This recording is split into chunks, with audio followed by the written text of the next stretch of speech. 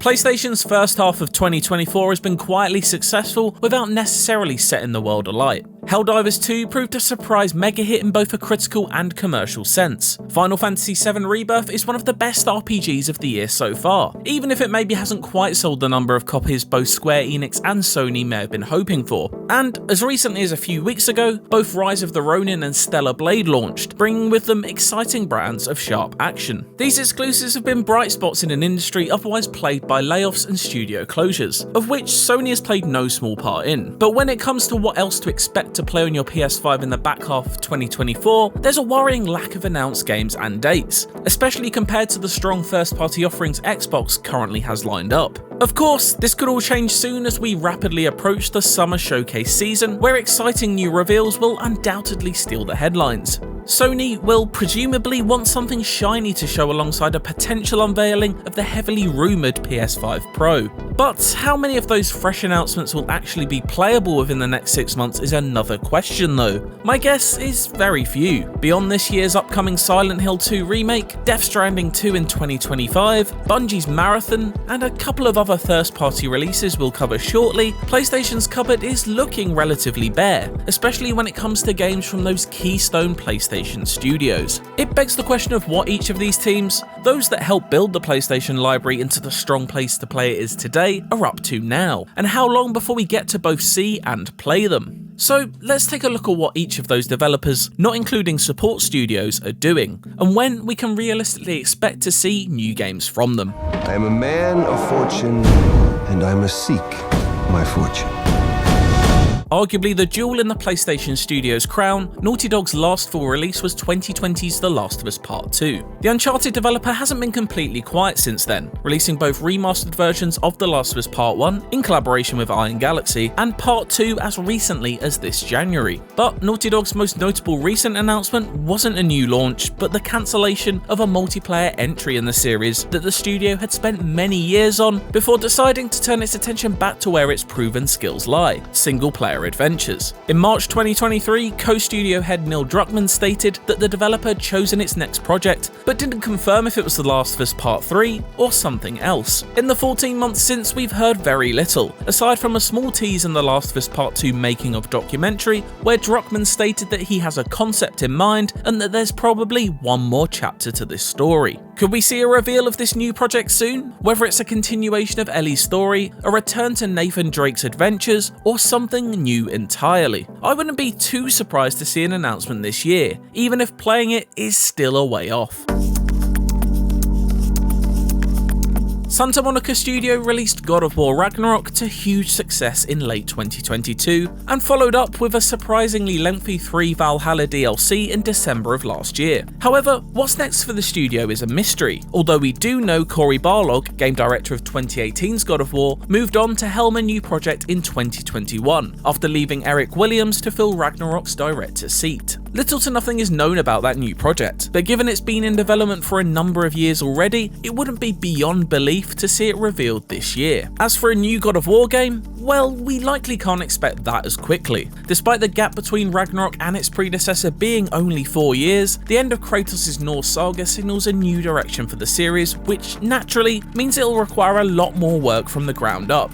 We can hope, of course, but don't expect to see everyone's favourite angry dad anytime soon. That said, we wouldn't say no to a remake of the original trilogy. The gates of Hades have never held me! Insomniac is arguably Sony's most prolific studio, releasing either a Spider-Man or Ratchet & Clank game every couple of years for almost a decade now, most recently last year with the hugely successful Marvel Spider-Man 2. Hey man, glad you could make it. But in a worrying sign of the fragile state of the games industry, even a game of that magnitude couldn't prevent layoffs from occurring this year in what turned out to be a doubly damaging couple of months for the developer, following a huge data breach and subsequent theft. The data theft revealed that the highly anticipated Wolverine game is not expected until 2026 at the earliest, but also that a Venom game may arrive before it in 2025. Either way, it's highly unlikely Insomniac will be springing any surprise games this year, and after all the studio has gone through recently, I think it's fair to allow it as much of a break as anyone. I am samurai. No, you are more than that. You are the ghost. Sucker Punch has been very quiet since 2020's Ghost of Tsushima. Work is presumably underway on its next game, but truth be told, we have little idea what exactly that is. Common wisdom would suggest a direct sequel would be the most logical move due to the success of the first game, and a 2022 job listing might be a small clue towards this notion. A posting on the studio's career page looking for an encounter designer noted that responsibilities would include delivering interesting and varied encounters in an open world game with a particular focus on melee combat and stealth. This certainly suggests a return to Japan, but could easily also suggest, to an admittedly lesser extent, a new Infamous or Sly Cooper game, or something altogether different. The truth is, we have no real idea, but let's just hope that silence is broken soon. Guerrilla Games followed up 2022's Horizon Forbidden West with last year's Burning Shores DLC, as it continued to build out Aloy's story. With the West Coast set sequel ending on a cliffhanger, it's not a stretch to expect the Amsterdam-based studio to be working on the third part of the trilogy next. Lucky for you, the savior of Meridian still has a few things she wants to take care of. We wouldn't expect any news on that one soon, however. The development time between Zero Dawn and Forbidden West was 5 years, so we're likely a little while away from seeing Aloy and her metal dinosaur friends again soon. What we do know is that a multiplayer Horizon game is currently in the works though, starring a new cast of characters and a unique stylized look. Perhaps this is something we can hope to see more of sooner rather than later, although this year may be a stretch. Returnal brought Housemarque a level of mainstream appeal that had previously evaded the Finnish studio, so I wouldn't be surprised if it returned to that world. However, that seemingly won't be the developer's next game, as back in 2022 it confirmed it had started work on a new project that was in the early days with us starting a new game, a new IP. It's currently unclear how the departure of Returnal director Harry Kruger, who had been at Housemarque for 14 years, has affected that development though. For now, this new game remains a mystery, but maybe we'll hear something soon. Pre-gunners, here we go.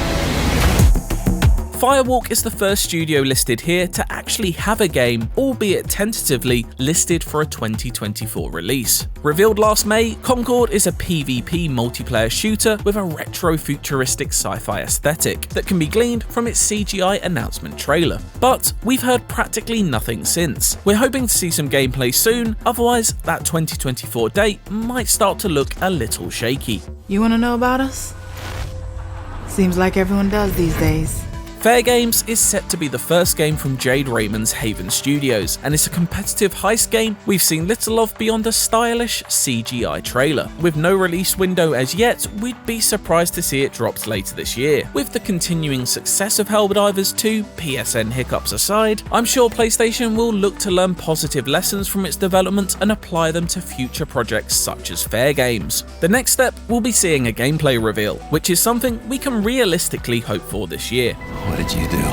Everything that mattered was gone. Bend has been pretty quiet since the release of Days Gone way back in 2019, but in 2022 a few slivers of detail were revealed about what the Oregon studio is currently working on. It shared that its new game will build upon the open world systems of Days Gone, but won't be announced until the time is right. Apart from knowing it won't be a continuation of Deacon St. John's story, we really know nothing. Enough time has passed though that hopefully new info isn't too far away.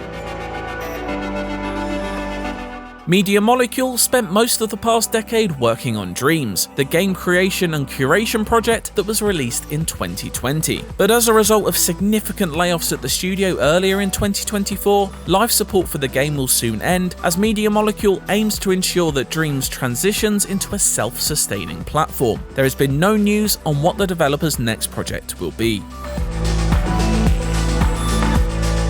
Team Aobi has brought everyone's favourite little robot, Astrobot, to both traditional and VR platformers for the entirety of its 12-year existence. Previously part of Japan Studio, in 2021 it became a standalone studio following the success of PS5 launch game Astro's Playroom. What's next though is yet to be revealed, but in 2022 studio director Nicolas Doucet revealed it would be Aobi's biggest to date. This is one we could theoretically see soon, as plenty of time has passed since the developer developer's last release, and we know development has been in the works for multiple years now. Hopefully, the long-rumored PS5 Pro would be a perfect place for Aobi to replicate the success of Astro's Playroom, as a technical showcase for a new console that was also incredibly fun. Fingers crossed we get a reveal this year at the very least.